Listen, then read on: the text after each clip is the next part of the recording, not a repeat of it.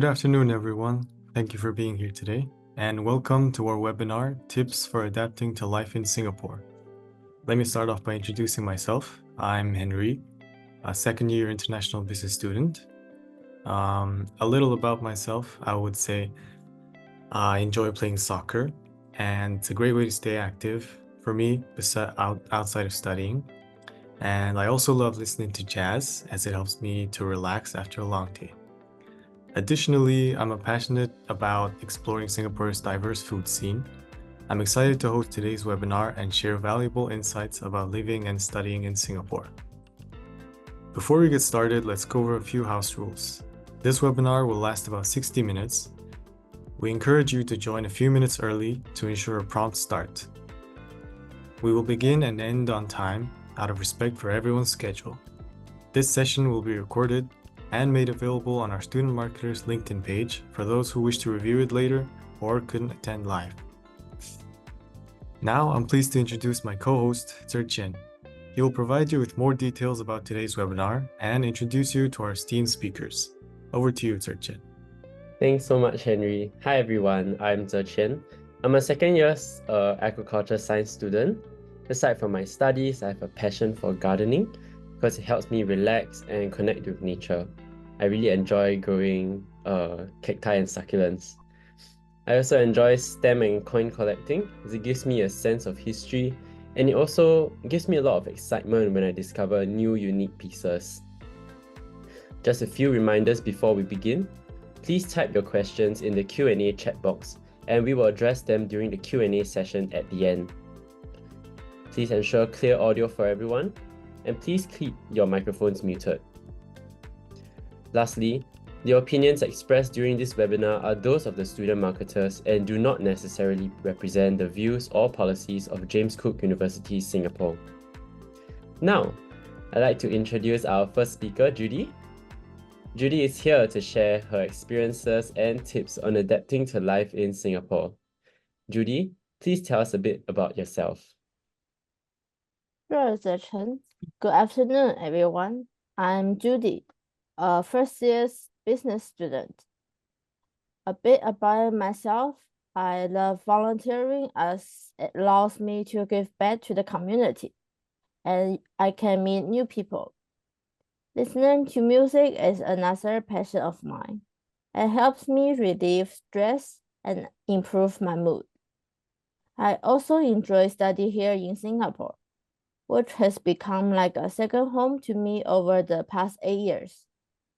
During this time, I have participated in various volunteer activities and have really appreciated the sense of the community. I'm excited to share my tips with you today. Back to you, Henry. Thank you for sharing, Judy. Now, I'd like to introduce our second speaker, Himalshi. Himalshi has some great insights to share about adapting to life in Singapore. So, Himalshi, please go ahead. Very good afternoon, all of you. So I'm Himalshi, a PhD student in majoring in psychology. So a little bit about me. I have always loved psychology because it helps me understand people and their behaviors. So this curiosity about people also fuels my passion for traveling, as it allows me to explore new cultures, meet diverse people, and experience different ways of life. So gardening is another hobby I cherish. So it brings me peace and connects me with nature. So I have noticed how different gardening is here in Singapore compared to Sri Lanka, which has been an interesting learning experience. So I'm excited to hear and share my journey and tips with you all. Yeah, over to you, Henry. Thank you, Himalshi. Now, before we dive into our today's main topic, let's share a bit of our personal experiences living in Singapore. All of our student marketers have been here for some time, so we can give you a glimpse of what it's like beyond the academics and cultural aspects we're discussing today. To start, let's go around and share one thing we really like or dislike about living in Singapore. Chen, could you start us off? Definitely, Henry. So, I've been a local here. I've been living here all my life. And one thing I really like about Singapore is the vibrant food scene. I've grown up enjoying a variety of delicious dishes from many, many different cultures. There are always new hawker centers, food courts, and new restaurants popping up all over the place, where you can find all different kinds of food, including my personal favorites like Korean, Japanese, and Thai cuisine. Plus, there are always really nice cafes and really trendy ones at that, where I can relax after a busy day studying at the university. However, as someone who has lived here all my life, I sometimes find the fast-paced lifestyle a little bit overwhelming. Rushing assignments, rushing for work, putting that grind in. It can be really challenging to find quiet moments in such a bustling city. But, visiting our beautiful parks and nature reserves really helps me to unwind. Back to you, Henry. Thanks, Serchin. I completely agree with you about the vibrant food scene. For me, one of the best things about living in Singapore is the incredible efficiency of public transportation. The Mass Rapid Transit, also known as MRT system, can get you from one point to another in less than an hour, and the buses are so timely with minimal waiting at bus stops. Both the MRT and buses are also incredibly clean. However, coming from Mongolia, where the weather is always so amazing, the constant heat and humidity here in Singapore is very challenging for me. Mongolia has 4 distinct seasons, and I especially miss the cool autumns. But the dynamic, bustling lifestyle here in Singapore keeps things exciting for me. Now let's hear from Judy, who is originally from China. Judy, could you share one thing you really like or dislike about living in Singapore? Sure, Henry. One thing that I really like about living in Singapore is the cultural diversity and racial harmony. It's amazing to experience so many different cultures, races, and religions coexisting peacefully.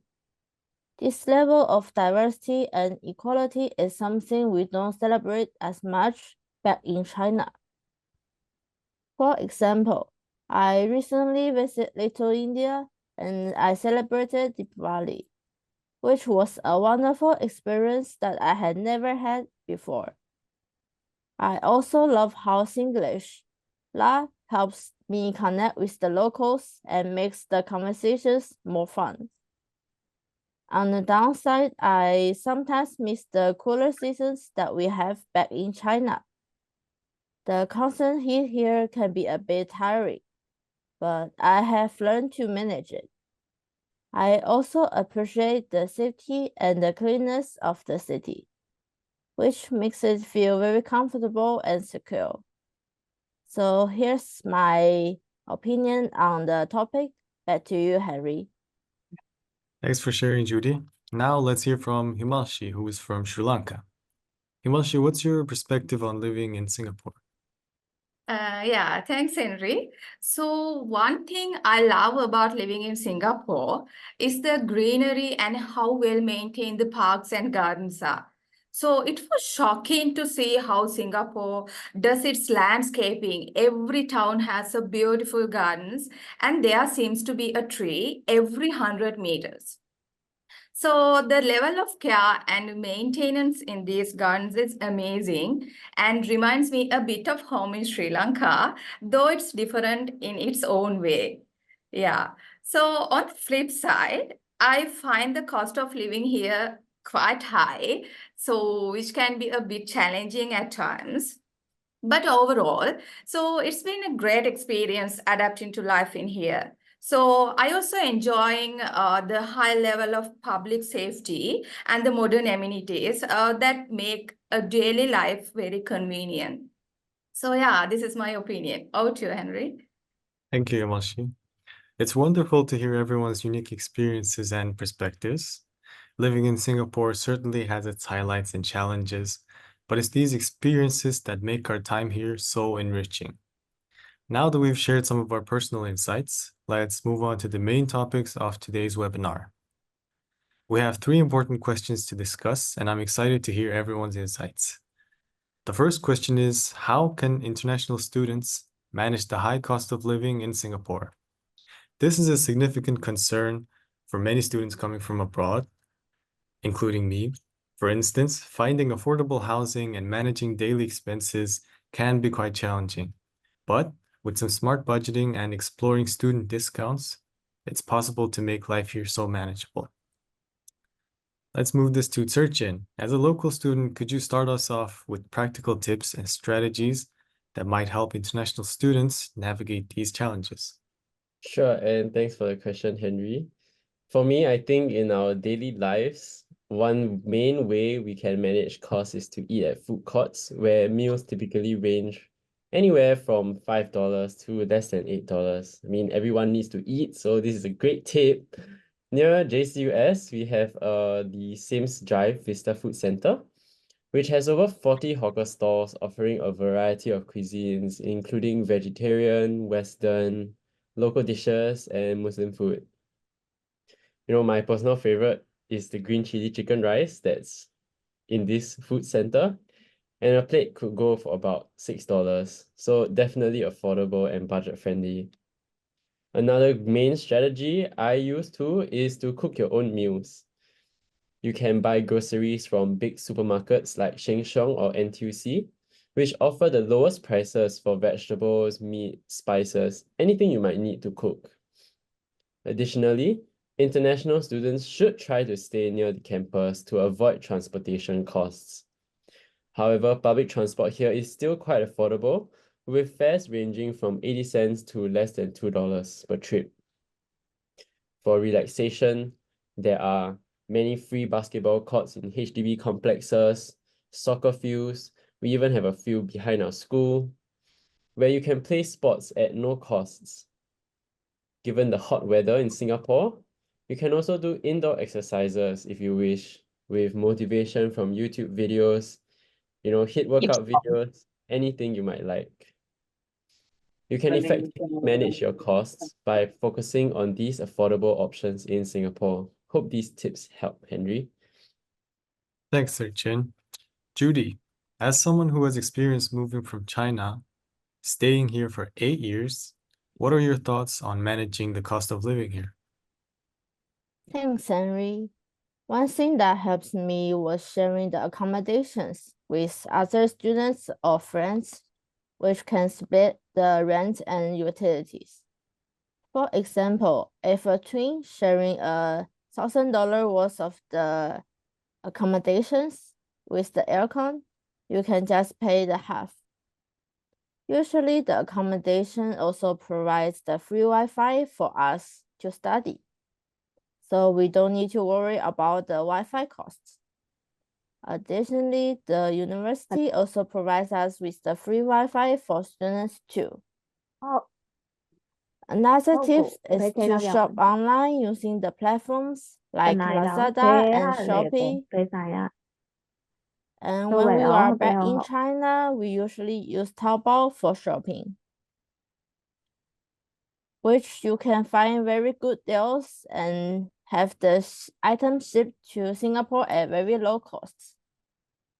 Instead of going to the cinema, you can watch movies and shows for free on YouTube, or you can subscribe to Netflix for a wide range of content, which can be made affordable in a long run.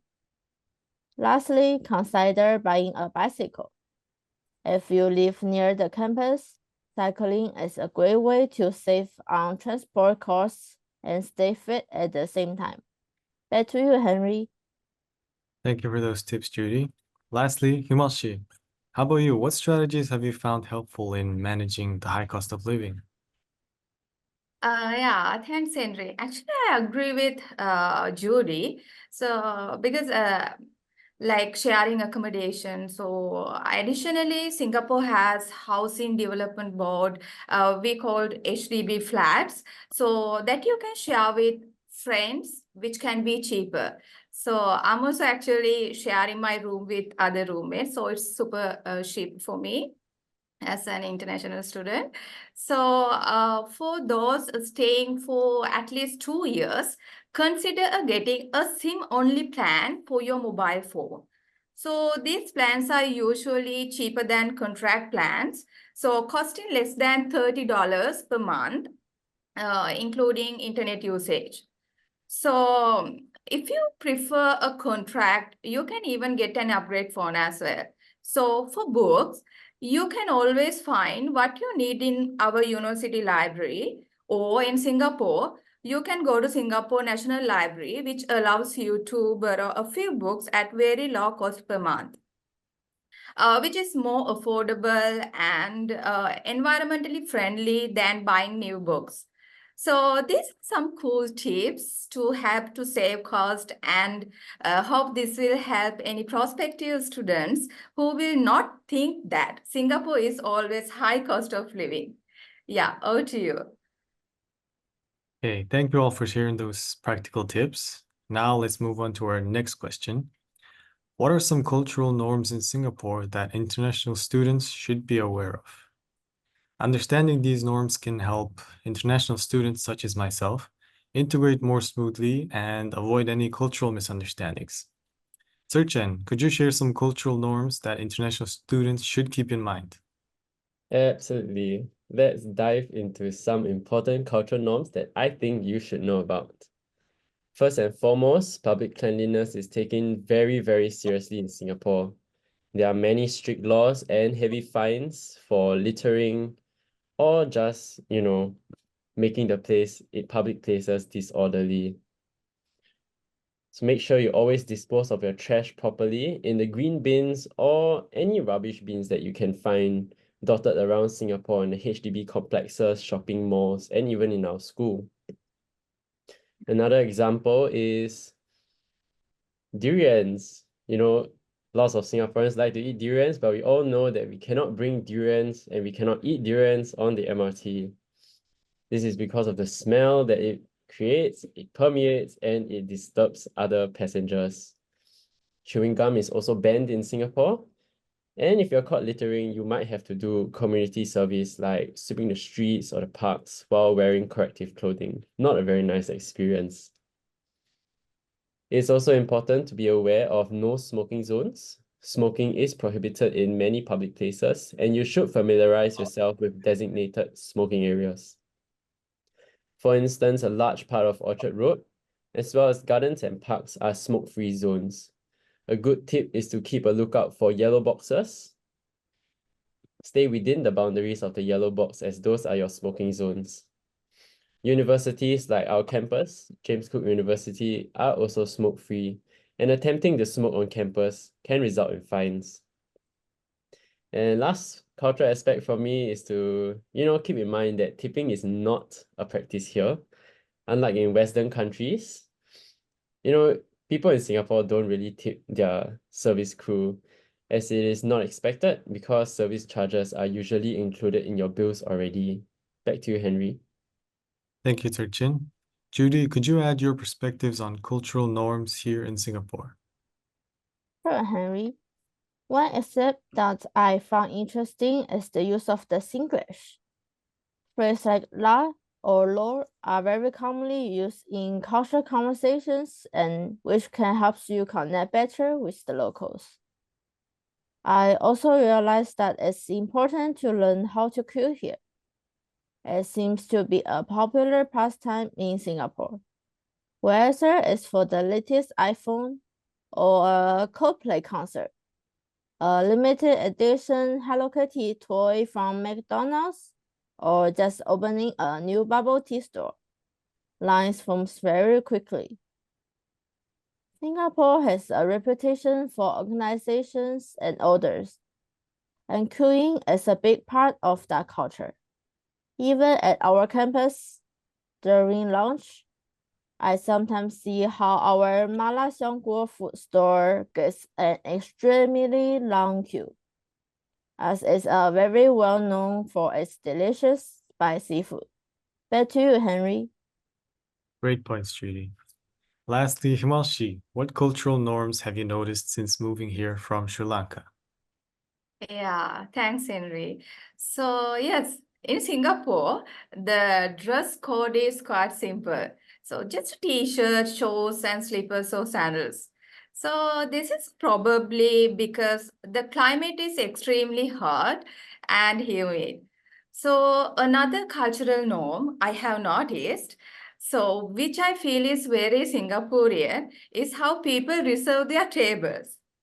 So with the popularity of hawker centers, like food courts and other dining options, like we can see that it's a really common for people to take need to secure their table while they go to order food.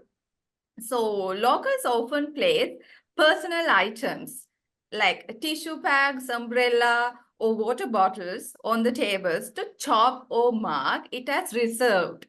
So I'm also doing actually now these kind of things to reserve my table.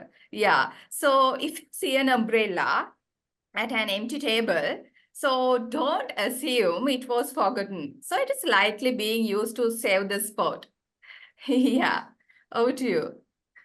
Yeah, I mean, I agree with Himashi. Growing up, shopping is really a big part of our culture. And actually removing items that people have put down to chop tables can result in a fight. People can argue with you about that because it is a very big part of our traditional culture here. So thank you everyone so much for those insights. Learning so much about how our student marketers view cultural norms in Singapore is amazing. Lastly, let's discuss our final question for this webinar. What are the top tips for adapting to studying well at the university in Singapore? Adapting to a new educational environment can be very challenging, but there are always ways to make the transition smoother. Henry, could you start us off with your top tips for adapting to the educational system here? Thanks, Sir Chin. Like you said, adapting to a new educational environment was very challenging for me. I moved here 2022 November, so now it's been a long time. I'm very used to it, but at first it was very challenging. But since I have experience, I would say to the newcomers to always come on time and don't skip classes. Because in Singapore, the Immigration and Checkpoints Authority, also known as the ICA, requires a 90% attendance rate. So my first tip is to be punctual and attend all your classes. Secondly, actively participating in your class and engaging with your professors is a great advice because they are very approachable and very willing to help. Forming study groups with classmates is also beneficial as it's a great way to share knowledge and support each other. Lastly, make use of the university's resources, such as the library, counseling services, which can provide additional support and guidance towards your studies. Thank you. Thanks, Henry. Now, Judy, what tips would you offer new students adjusting to the educational system? One important tip is to be proactive in seeking the help. Don't hesitate to ask questions during your lectures or just visit your professors during their office hours. They are there to support your learning, and taking the advantage of their availability can greatly enhance your understanding of the material. Another crucial tip is to manage your time efficiently by creating a study schedule that include regular breaks. This will help you to stay organized and also reduce your stress and ensure that you have enough time to review all your subjects thoroughly. Additionally, participating in extracurricular activities is essential for balancing your academic and your social life. So joining the clubs, sports team, or student organizations can help you make new friends. You can also develop new skills and feel more integrated into the community, which I'm doing now in JCU. Engaging in these activities not only enriches your university experience, but also provides a well-rounded balance between your study and your leisure, making your time at university more enjoyable and fulfilling, which is all we have in JCU. Excellent advice, Judy. Now, lastly, Himalshi, what are your top tips for adapting to the educational systems in Singapore? Okay, thanks, Henry. So I would say, firstly, get familiar with the online learning platforms used by your university as they are essential for accessing course materials and submitting assignments. So secondly, take advantage of workshops and seminars offered by the university, which can provide additional skills and knowledge. So lastly, stay organized by keeping track of deadlines and setting reminders of important dates. So yeah, those are my opinions. Okay. Thank you all for sharing your insights and tips. It's great to hear different perspectives and practical advice on these important topics. We hope this tip and insights shared today will help you adapt to life in Singapore and make the most of your university experience. Remember, being proactive in seeking help, managing your time effectively, and engaging in extracurricular activities are key strategies for success. As we wrap up, we want to remind you that this session was recorded and a copy will soon be available via our social media platforms. Please take note of our next webinar, Navigating Life in Singapore on an Allowance of $1,000, which will happen next month on the 26th of July from 12 to 1 p.m. Singapore time. Now we'd like to open the floor to any questions our guests may have.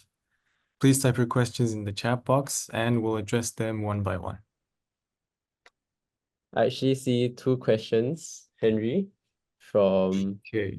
Miss Hazira. So the first question is, were there major culture shocks when you first arrived? I think Henry can take this first one as an international student. Maybe you can share your thoughts. Any major culture shocks? Major cultural shocks. Not really, because I had an expectation of Singapore as a very developed country with very kind and welcoming people. So as expected, it was, and not that big of a cultural shocks I had when I came to Singapore, no, because I had expectations before I came here. What about from Himalshi, who's from Sri Lanka? Yeah, thank you. So for me, actually, like cultural shocks mean like, yeah, before come here, like I had some because I'm missing my family, those kinds of things, not cultural shocks actually. So actually, I also agree with you, Henry, because Singaporeans and other international people, students, all are really very welcome, all welcome. And our university also actually arranged several programs to gather together for the locals and the internationals. So I think I didn't experience about the cultural shocks, but for sure, yeah, because this is really different from Sri Lanka. Like Singapore, Sri Lanka is different, right? So therefore, a little bit some challenges I had, but yeah, can manage it. Yeah. Okay, next question we have, any affordable ways to explore Singapore and its attractions as a student, considering accommodation and daily expenses can be quite pricey? I think we'll move this question to Chen, who is a local Singaporean student. Well, I think affordable ways to explore Singapore. As I mentioned, if you're into nature, Singapore has many, many nature parks. Doesn't really look like it because our map is so small, right? But actually our nature parks are all well connected with our park connector system. So I actually have an app on my phone that I use when I'm looking for these places, and it's called All Trails. So you can download All Trails, you can, take a look around our green spaces. Or if you're looking for more quote-unquote touristy attractions, you can always look at Klook. So I'm not too sure if you know about Klook. Klook is a website that offers packages for many tourist attractions and activities in Singapore. Can always get them slightly cheaper rather than buying from the websites themselves. I mean, I would say, as a student, we do have quite many free weekends and sometimes even free weekdays when your lessons allow. So definitely do check out these more popular places first, and then you can speak to local students if you want to find out about, hidden gems and, the more laid back or beaten paths of Singapore. Mm. I do agree with you that accommodation and daily expenses can be quite pricey, but as I shared, cooking your own food, which I do on like at least 2 to 3 days a week, I cook lunch for myself. And opting for cheaper food options, can help to moderate our expenses in Singapore. Mm. What about Right. Judy, who's Sorry? from Canada? What about Judy? Same question. Any affordable ways to explore Singapore? For me, because I came quite early at age about 12, so always just uh going around with my parents. So I'm not so sure about like the better ways to explore the Singapore, but just using the public transport to see the country and just do activities around the campus or around Singapore. Yeah. Next question. What is the average living cost in Singapore? I think as an international student, Himashi and I should answer this. Yeah, how to say average cost? Like, okay, so for me, actually, I always in budget because yeah. So yes, let's consider about the cooking thing. So as Taichen said, like yeah, for sure, if we are cooking, it's really cheap. Then it's for me like because we can take a lot of vegetables because I'm only chicken, so not other meats. So then yeah, so cheap for like uh, 4 pieces drumstick 3.5 something like that. Yeah, yeah. So can I say the average for like okay, I would say the week. A week maybe like for when I'm buying things, the foods for $30 like that. So yeah, Let's say a month. What's the it's average cost of living in a month? a month, right? Mm. Okay, yeah. So if it is takes 30, then we can take it like that, right? For the month. So yeah, like 120 something. But only for the food. But actually, I Mm. already talk about the accommodation, right? So I'm also sharing. I'm living in the HDB flats. I'm sharing my room with 3 girls. So for that, actually, for I saw that 450 and to 700, we can find sharing accommodations. That's where you can use. You have separate bed, but sharing bathrooms and living rooms like that. So yeah, I think per month all um 2000, 2500, or maybe lower. It's actually depend on the person, like so see the way that I'm not eating other meats, only chicken. So a lot of I prefer a lot of eat to vegetables and fruits. So if the person eat like meat, actually it's depend, but average like 1500 or maybe 1000 below 1000, we can manage it actually. Yeah. Mhm. I agree. I agree. Right, shall we move on to the next question? Did you face any discrimination and how did you deal with it? Kind of a touchy topic here, but definitely, a point of contention for everyone. Maybe the international students can take this. Shall we pass this question over to Judy?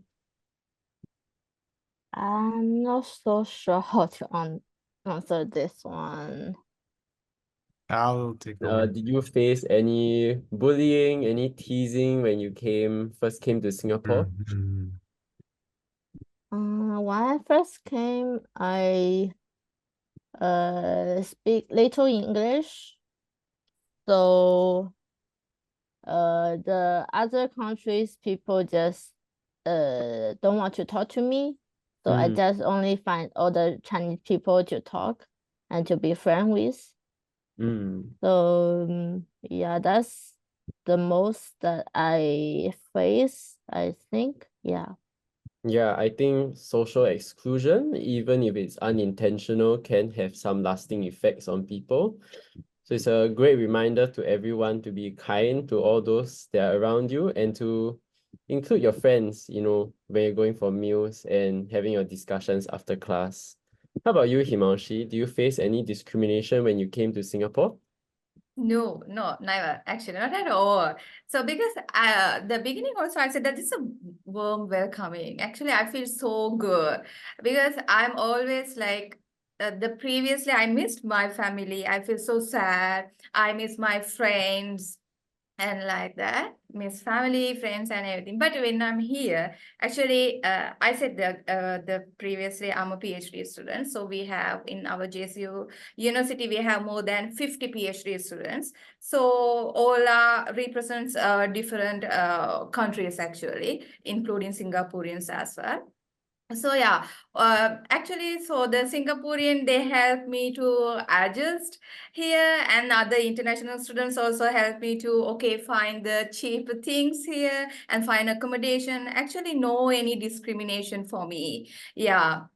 So, and also the university also, like we have a lot of facilities. So the staff and every people are so kind, so nice. So therefore, for me, okay, the outside people, okay, if you say the outside, because I shifted 2 times my place, that's mean my accommodation. So those people is also so good. Now I'm staying with the Vietnamese family. But yeah, they are also really good. They actually, when I'm saying the first, I'm from Sri Lanka. They never know about, oh, where's Sri Lanka? They don't know. So it took so much time to explain, okay, this is my country like that. So yeah, yes, of course, Sri Lanka is a small country, but it's an island. But yeah, actually, for me, really good.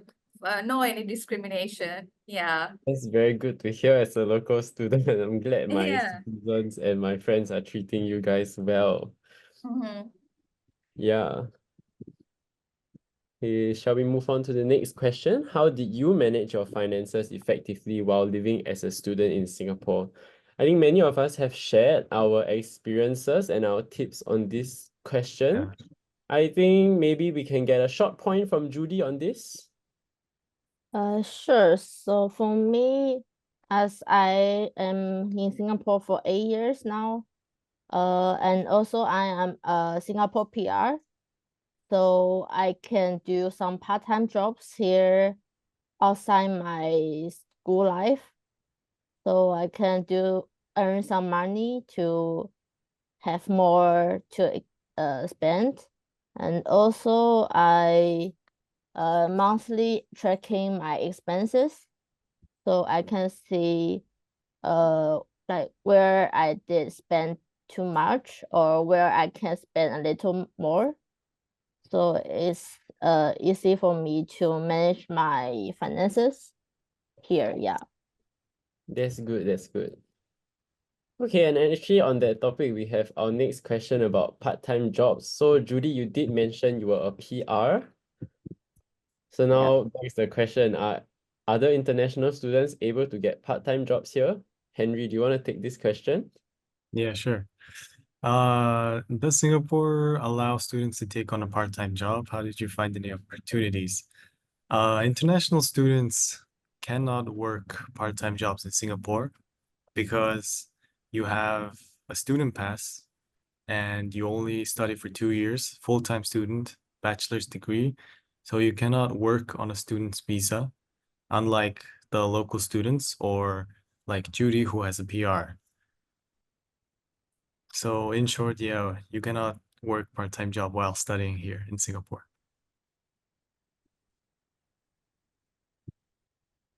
Shall we move to the next question? My query is, as we will be facing a lot of teething troubles in the beginning, will the professors help us to get through the tough initial times by guiding us in terms of academic angle? Let's move this to Himashi. Henry, I'm sorry, can you repeat it? Because some noise I heard at the outside. So, Oh, sorry. Okay. yeah. My query is, as we will be facing a lot of teething troubles in the beginning, will the professors help us to get through the tough initial times by guiding us in terms of academic angle? Yeah, sure. Actually, for the PhD student, as a PhD students, we have professors, as we call the supervisors, right? So every person has more than two supervisors. So really, they are really helpful. So if we want to need any help, so we can just send an email or just we can take a time as we needed. And I know for the undergraduate students as well, I think you four guys answer for this better, because you three, I don't know about the undergraduate process, but for the PhDs and masters, I know for sure. So if we want to take some advices from lecturers, or actually in our university we call the academic counselors, academic advisors. So if we need, for the international students, something including me also, struggling with some English grammar, something, right? So that time we can make an appointment, we can easily go with them and talk with them, make an appointment and take a meeting, like that we can do it. Yeah, I also did. What about searching? Same question to you. I think because my course is so niche and specialized, right? I'm doing a Bachelor of Science majoring in aquaculture. I don't actually have many different professors. Most of my professors teach me for multiple subjects. So I am able, and my friends are also able to form really good, solid connections with our professors. So even after school, not after office hours, but after lesson times, we can, always approach them for help. We can always drop them a message, drop them an email for guidance. And the guidance doesn't have to be limited to academics, actually. It can also be for, future work, research, etc., etc. Yeah. As a business student, I think our lecturers, tutors are different for every subject, unlike Chen. But our lecturers, professors are very welcoming and very easy to approach. I mean, this is university, not high school. They will not come to you, check on you, are you okay, this, that. They won't do it. But whenever you come up to them, ask questions, any problems you have, they will gladly help. So that is my experience on this. That's nice. That's very nice. Shall we move on to the next question? From my friend Looking Pao. Looking back, what would you do differently or advise incoming students about life in Singapore? Let's give this to Judy, shall we? For me, actually, I'm not so sure if I want to change anything, but as I mentioned before, I love doing all the volunteering works. So when I came 8 years ago, I studied in middle school. So from that point onwards, I just do all the voluntary works all around the campus, all around Singapore. So that way I can find many friends outside and have more connection to the Singapore community. So I think for me it's quite good until now. Yeah. What about Himalshi? Oh yeah. Could you please tell me what is the question, right? Yeah. Looking back, what would you do differently or advise incoming students about life in Singapore? Okay, yeah. So that's when I'm agree with the Judy. Yes, because I know she's really engaging with all clubs, volunteer works, and everything. So I can see her photo everywhere in our website and everything. Yeah, agree with Tasha, right? Yeah. Yeah. Yes. So yes, of course. Actually, it's really good tips to I would like to say for the new students. So in our university, James Cook University in Singapore, we have a lot of clubs and we are organizing a lot of activities, including conference like that. So I would like to say please come and join with that. And also, especially, we have a student marketer family. So yeah, so that's been, it is really good. It was really helped me to adjust in here, because when I'm joining in this university, I was so new to here. Then first thing, I joined with the student marketer family. So then I did a lot of a lot of activities, and I met a lot of people representing different countries. So we have a lot of gatherings, like events like that. So I would like to say yes for the new students, because don't be isolated. So we have a lot of events, like things, come and join with that, and you can get a lot of experience. And if you fear about the speaking in English, or if you fear about the language, so yeah, this is really good tips to you reduce those kinds of issues actually. Yeah. Next question. What advice would you give to students about safety and security in Singapore? Let's give this to the local student, Chen. Okay, so I think growing up, I've probably taken safety and security of Singapore for granted. But now that I'm grown and older, I think it is something that I really laud Singapore for. Our civil service, police, etc. They are very, on the ball, very responsive. Our emergency response teams here are also really quick, really responsive. I think that's the good thing. Border security and just overall culture also affects how safe Singapore is.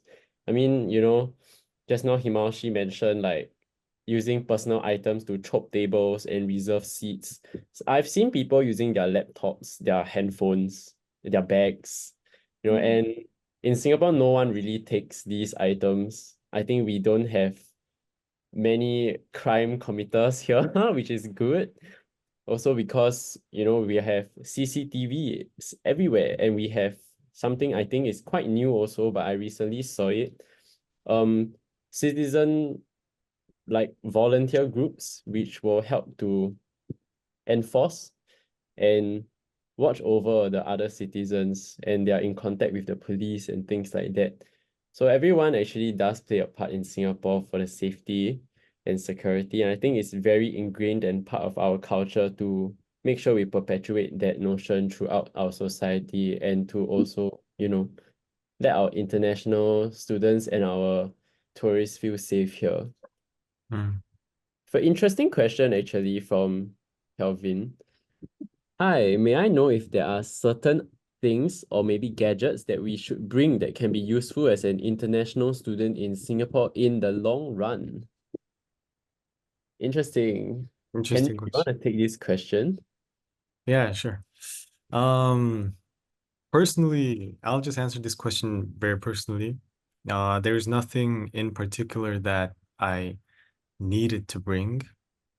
When I came out, I thought, oh, I should have brought that. No, I never had that thought. The only thing that bothers me is that the food or the drink of Mongolia, because over time you tend to miss those things. So when I went back home for vacation, I brought back my herbal tea mix so that I can make my tea at Interesting. home. Yeah, it really helps me to feel back at home. So this is an advice, personal advice. So food and drinks definitely will help to make you feel more comfortable here. More at home, yes. Yeah, how about Himashi? Yeah, Taishan. So for me, because I didn't know about that, like for before I come here. So therefore, I got a lot of things from Sri Lanka to here. Then and my luggage also, they mentioned that okay, heavy luggage like that, because yeah, a lot of things I bought that because at that time no any webinars like that, so I didn't know about that. So I did just search and bought a lot of things. But when I'm reaching here, I saw that, oh my God, why I bought those kinds of things all here, right? So yeah, for me, like for the especially if you want to bring something for like especially for medications, you are taking some pills and something, if you want, then it's okay, you can bring it. Because personally, like I would say, like taking some medicine or something, it's a little bit expensive as a foreigners for me. So therefore, I'm using those medicines for me. Especially I'm taking because I have asthma, so I'm taking those medicine. Yeah, it's really good for me. If you have some kind of something, then it's better to use, yeah, inhale or something if you want. And I think no need to bring the clothes or a lot of things, like you can buy it here because we have a lot of online shopping platforms here and so cheap. So like Shopee, Lazada, and Shein, a lot of apps here. We can buy everything that you want. And when comparing with Sri Lanka, it's so colorful, so pretty thing here. So I actually planning to go back to my country. So next week, so I already bought a lot of cute things to, yeah, packing, because so those kinds of actually things a little bit cheap and like we can buy it. Yeah, for me, yes, I think no. So yes, I agree with the Henry. So if you would any special things like herbal drinks or something, yeah, like that. Yeah, that's it. That's good. Yeah, I think you mentioned something very important. I think medicine is something that we should not forget if you definitely need it for your stay here. We have Yes. time for one last question, actually. And just nice, we have one last question in the chat box. Is it hard to get accommodation in Singapore? Do you have any advice or things that you look out for? Let's get all three of the international students to answer this question, starting with Judy. For me, I know that JCU have a company that's like helping for getting the accommodations for our students. So maybe can check out our school website, which can helps you to find maybe near school accommodations, or like accommodations is good for our students. So other than that, I'm not sure I can have more advice. Yeah. How about the other two? How about Yeah, Himashi and I Henry? Any tips completely to add? I agree with Judy. The school has a company that offers house for rentals. I would say it really depends on what the student's budget and what the student's preferences are.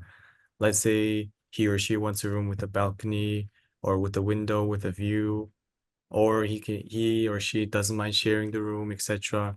It really depends. So the more luxury it gets, the more expensive the rent gets. So just keep that in mind. Definitely, And yeah. other than that, no advice. Anything to add, Himashi? Yeah, like yes, I'm agree with both of them.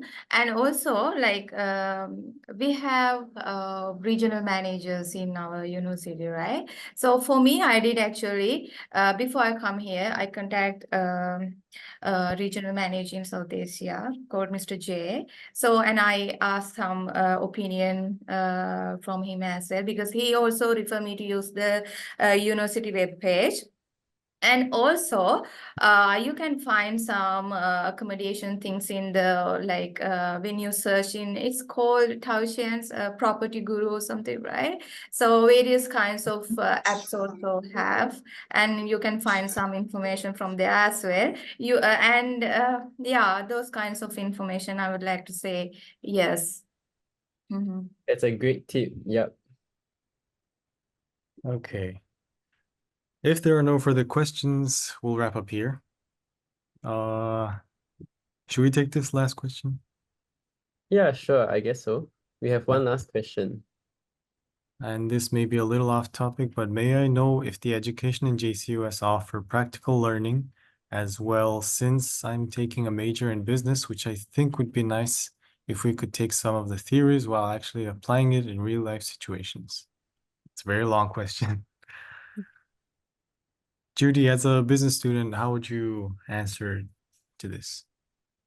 Also, I say I'm a first year of business, but I'm currently in the changing of the courses, so I'm not sure if I can answer this question yet. Yeah. So I'm a business student as well, but I'm not really sure if I understand the question, but I would say the subjects and the lesson here, the learning here is very good. I definitely recommend because there are many theories in business economics, finance, data mining, all that in the business course. So I would definitely say go for it. It's worth it. Okay, I think we are running short of time, so apologies to the person who just asked the question. We do have our student marketer website, which you can drop questions in. Maybe you can ask that question in our student marketer website. We also have hotlines in our school website that will direct you to our staff officials that work in school. Thank you again to everyone for joining us today. And thanks to our speakers, Judy and Himalshi, for sharing their valuable insights. We appreciate your time and your participation in today's webinar. We hope you found this webinar helpful and informative. Stay connected with us through our Student Marketer social media pages for the recorded session and for more useful information. The recorded version will be available on our LinkedIn social media platform in approximately 1 week. Additionally, we will send a follow-up email to all registered participants with access to the recording. Mark your calendars for our next webinar in July. Join us for Authentic Conversations, Student Marketers, Survival Guide, Navigating Life in Singapore on an allowance of $1,000. Whether you're considering James Cook University or just curious about student life in Singapore, this event is tailored for you. Gain first-hand insights from 4 current student marketers on budgeting in Singapore, happening on 26th of July, 2024, Friday. And the time is from 12 p.m. until 1 p.m. We look forward to your participation. And thank you once again for being here today. And have a great day. Bye. Bye. Bye. Bye.